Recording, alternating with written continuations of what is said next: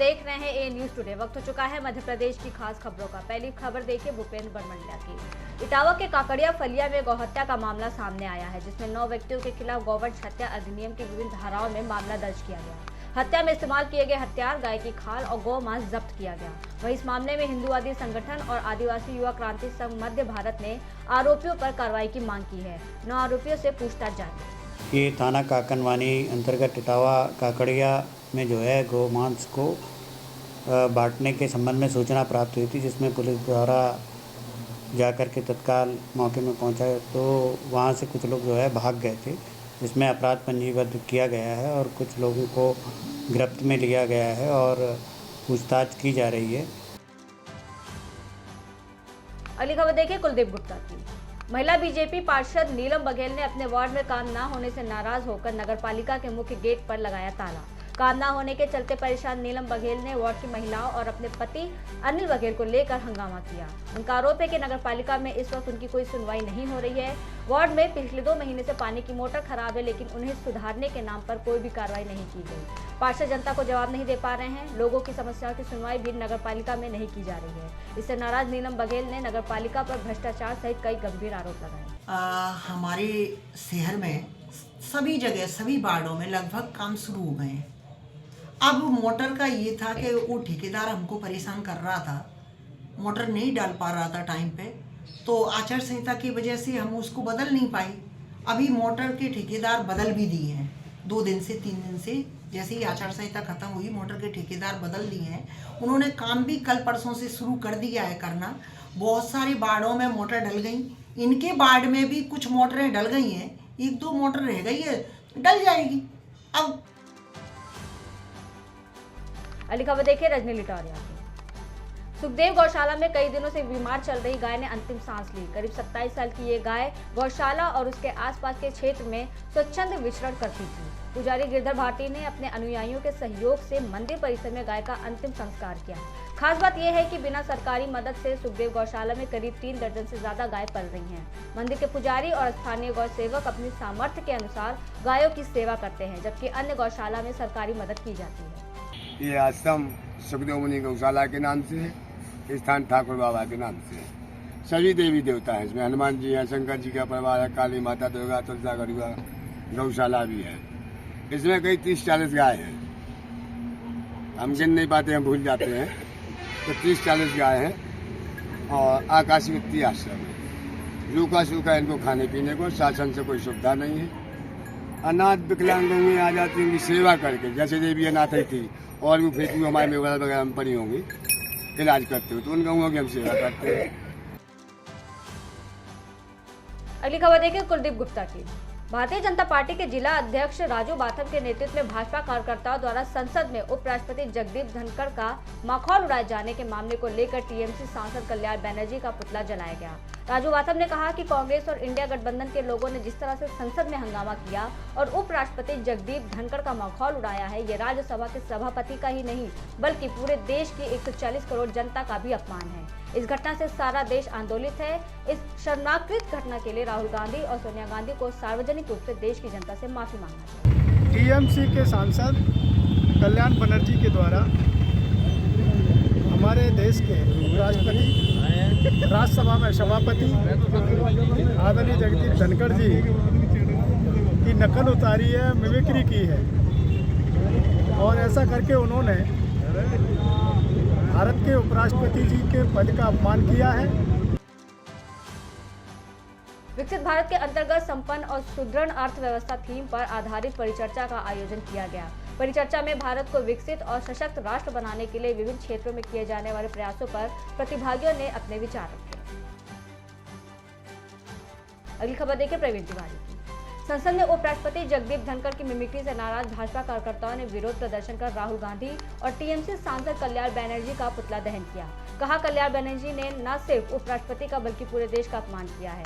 भाजपा नेताओं ने कोतवाली में जमकर विरोध प्रदर्शन किया और विपक्षी सांसदों के पुतले भी जलाए। हमारे देश के सम्मानीय उपराष्ट्रपति श्री धनखड़ जी, जो कि संवैधानिक पद के ऊपर आसीन है, और तृणमूल कांग्रेस के हमारे कुणाल बनर्जी जी, जिन्होंने उनकी मिमिक्री करके जो एक मजाक बनाने का प्रयास किया है और संवैधानिक व्यक्ति पद पर जो व्यक्ति बैठा हुआ है उसकी मिमिक्री करना, उसकी नकल उतारना और उसके ऊपर इस देश के जो पप्पू राहुल गांधी जी कांग्रेस के अपने आप को लीडर बोलते हैं और उसका वो वीडियो बना रहे हैं। ऐसी शर्मनाक घटना की भारतीय जनता पार्टी परिवार पूरा घटना की निंदनीय घोर निंदा करता है।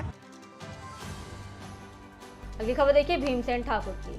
शेखपुरा के रेस्ट हाउस में पूर्व मुख्यमंत्री शिवराज सिंह चौहान ने आमजनों को संबोधित किया और शेखपुरा विधानसभा से ओम प्रकाश धुर्वे को जिताने के लिए धन्यवाद दिया।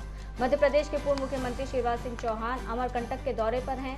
इस दौरान शेखपुरा पहुंचकर उन्होंने आमजनों को संबोधित किया। हृदय से आपका आभारी हूं और धन्यवाद देता हूं कि आप सबने भारतीय जनता पार्टी को भारी बहुमत से यहां विजयी बनाया है और मुझे पूरा विश्वास है हमारे नए मुख्यमंत्री और नई सरकार शेखपुरा के विकास में कोई कसर नहीं छोड़ेंगे।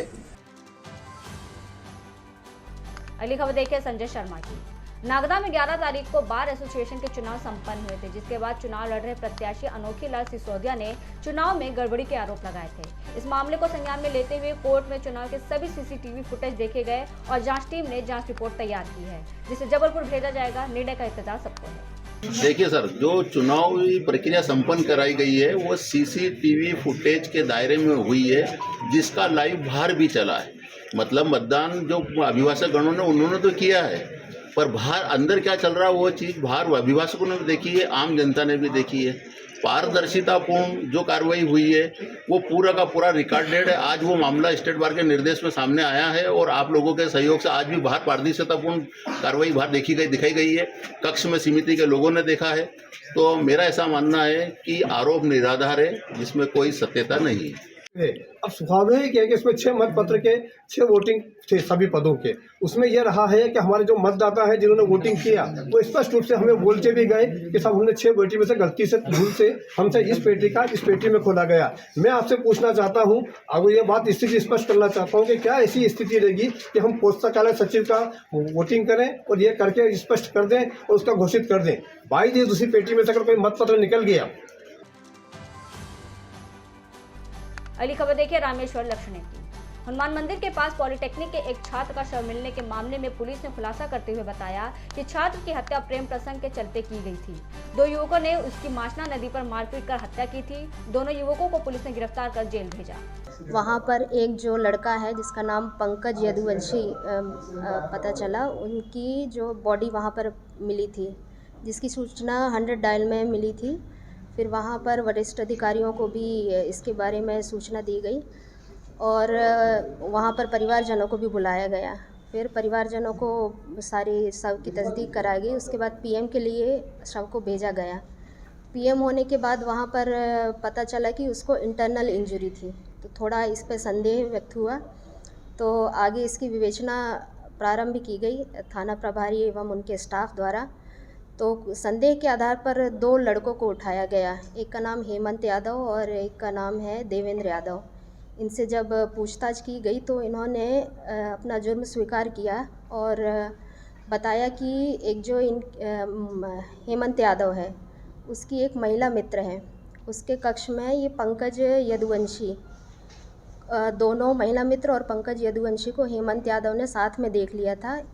तो उसने अपने जो मित्र है देवेंद्र यादव उसको बुलाया और पंकज यदुवंशी है उसको लेके माचना नदी के साइड गया। वहाँ पर उसके साथ मारपीट वगैरह की और उसे मरा हुआ समझकर छोड़ के वो वहाँ से चले गए। महिला उत्थान और प्रोत्साहन की दृष्टि से राजधानी के कैपिटल मॉल में फैशन वॉक का भव्य आयोजन किया गया।